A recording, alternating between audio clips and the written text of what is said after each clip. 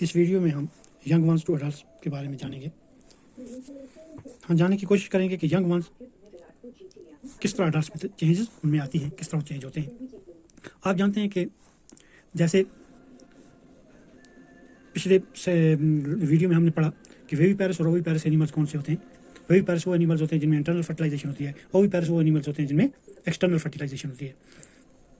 उस सिलसिले में हम ये पढ़ेंगे यंग वंस टू अडल्ट और जानेंगे कि ये क्या है और इसमें किस तरह तब्दीलियाँ आती हैं।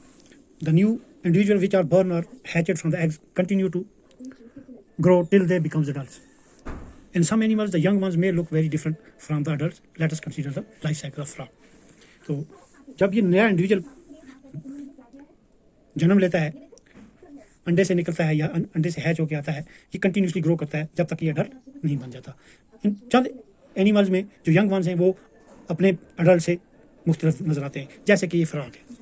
ये फ्रॉग जो है ये जब अपना एग इसका एग ले करती है, एग के बाद जब इसका अर्ली टैडपोल बनता है, उसके और इसके फीचर आपस में नहीं मिलते।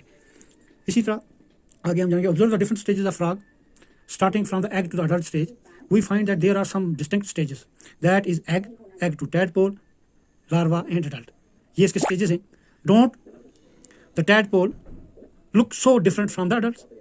तो यहाँ क्वेश्चन होता है कि टैडपोल अडल्ट से डिफरेंट नहीं नजर आता। Can you imagine that these tadpoles would someday become frog? Similarly, the caterpillar or the pupa of silkworm looks very different from the adult's moth. ये कोकून और सिल्कवर्म में कितना डिफरेंस होता है। हम देख सकते हैं कि सिल्कवर्म और कोकून के स्ट्रक्चर बिल्कुल आपस में सिमिलर नजर नहीं आता। The features that are present in the adult are not found in their young ones. तो यहाँ पर क्वेश्चन होता है कि भाई did some animal look like their parents या look like did the young ones of some animals look like their adult. तो यहाँ पर हम कहेंगे the feature that are present in the adult are not found in their young one. तो ये उन जैसा नजर उसके फीचर नहीं आते। यहाँ पर ये क्वेश्चन आप याद रख लेना। आगे चलते हैं। Then what happens to the tadpole और कैटरपिलर देयर आफ्टर। तो ये टैडपोल या कैटरपिलर को अडल्ट के सफर में जाने के लिए क्या क्या होता है। You must have seen a beautiful math emerging out of cocoon. हमने कैटरपिलर के सिल्कवर्म के सिलसिले में देखा कि किस तरह एक कोकून से एक माथ भी कोकून ही है से निकलता है। टैडपोल इसी तरह in the case of tadpole they transform into adult capable of jumping and swimming. ऐसा हम देखते हैं कि टैडपोल से कैसे एक अडल्ट के बनता है जो बाद में किस तरह जंप करता है, खेलता है, कूदता है, तो स्विमिंग और स्विम करता है। यहाँ पर हम देख सकते हैं the transformation of larva into adult through drastic changes is called Metamorphosis. Metamorphosis के बारे में हमें एक क्वेश्चन और आंसर मिलता है कि what is Metamorphosis. The transformation of larva into an adult through drastic changes is called Metamorphosis. तो ये हमें एक दूसरा क्वेश्चन यहाँ मिल गया। इसके आगे हम देखेंगे what about the changes that we observe in our body as we grow. Do you think we too undergo metamorphosis in human being. क्या हम भी एज ए ह्यूमन बीइंग हम में मेटामॉर्फोसिस होती है? नहीं, हमें ये मेटामॉर्फोसिस नहीं होती क्योंकि हम अपने पेरेंट्स के साथ किस तरह नजर आते हैं। Do you think we too undergo metamorphosis in human being body parts similarly those parents in the adults are present from the time of the birth. तो ये जन्म ही सॉरी जन्म ही से ये जनाब यार ये फीचर बच्चे में होते हैं, तो इसलिए हमें मेटामॉर्फोसिस नहीं होती। शुक्रिया।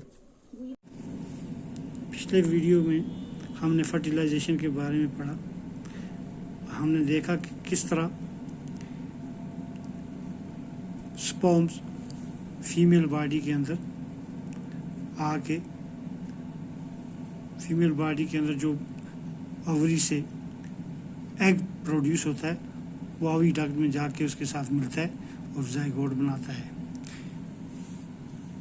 आज हम फर्टिलाइजेशन के टाइप्स के बारे में पढ़ेंगे। फर्टिलाइजेशन के दो टाइप्स हैं, एक इंटरनल फर्टिलाइजेशन और दूसरा एक्सटर्नल फर्टिलाइजेशन। इंटरनल फर्टिलाइजेशन जो है उसकी मिसाल आप फॉर एग्जांपल एनिमल्स है, animals including humans, cows, dogs, hens, इनमें इंटरनल फर्टिलाइजेशन होती है। तो ये पढ़ेंगे और इसी से हम क्वेश्चन आंसर कर निकालने की कोशिश करेंगे।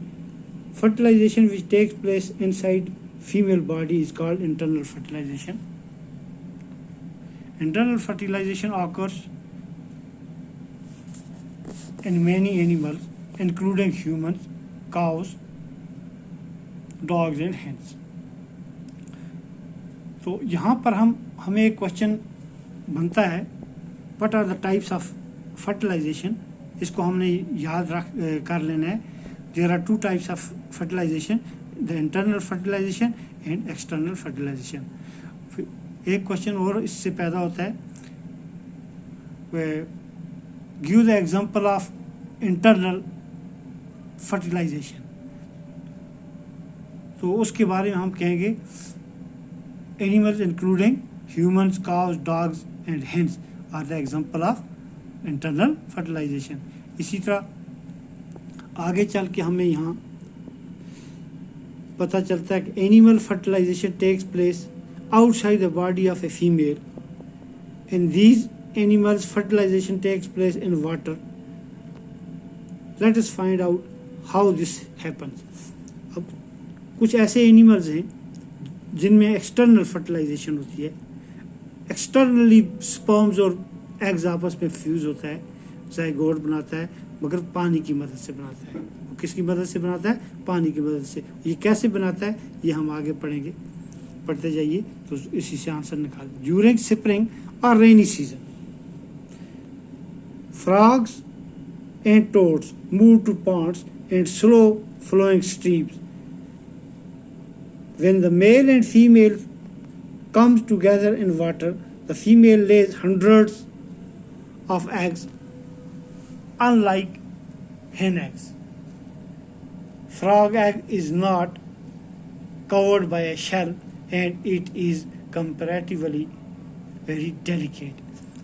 जिस तरह मुर्गी का अंडा होता है इस तरह फ्रॉग का अंडा नहीं होता, ये बड़ा डेलिकेट होता है, इसको शेल नहीं होता। तो ये जो है, ये अंडा जो है, इसी तरह मेल और फीमेल का आपस में जब फ्यूज होता है तो यहाँ पानी में आहिस्ता बहते हुए पानी में, तो वहाँ पर ज़ाइगोट बनता है। इस टाइप की फर्टिलाइजेशन को हम, जो फ्रॉग्स में होती है, फिश में होती है, तो इनको हम क्या कहेंगे? External fertilization. अब एक्सटर्नल फर्टिलाइजेशन क्या हो गया? External fertilization, the fertilization in which the fusion of male and female gametes takes place outside the body of the female is called external fertilization. तो एक्सटर्नल फर्टिलाइजेशन का हम ये answer दे सकते हैं, what is external fertilization? The fertilization which take place outside the body of the animal. और internal fertilization is the fertilization which take place in the within the body of the animals. Thank you very much.